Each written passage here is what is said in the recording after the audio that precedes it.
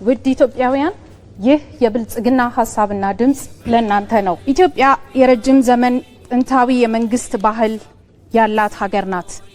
ሆኖም ይህ ልንኮራበት ይገባ የነበረ ታሪካችን ከሀገረ መንግስት ምስረታና ግንባታ ጋር ተያይዘው በሚነሱ ጫፍና ጫፍ የቆሙ ነጠላ ትርክቶች ምክንያት የእርስ በርስ ጦርነት፣ ድህነትና ኋላ ቀርነትና ፖለቲካዊ ያለመረጋጋት መገለጫችን ሆኖ ቆይቷል።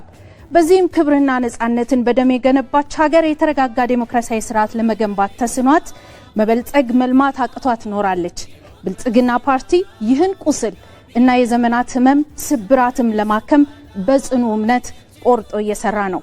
በኢትዮጵያ ፖለቲካ ውስጥ የታሪክ ሁነት፣ የታሪክ አተረጓጎም፣ የታሪክ ባለቤትነትም ሆነ የታሪክ ስነዳና አተራረክ የፖለቲካ ቁርሾ መነሻ ሆኖ ቆይቷል።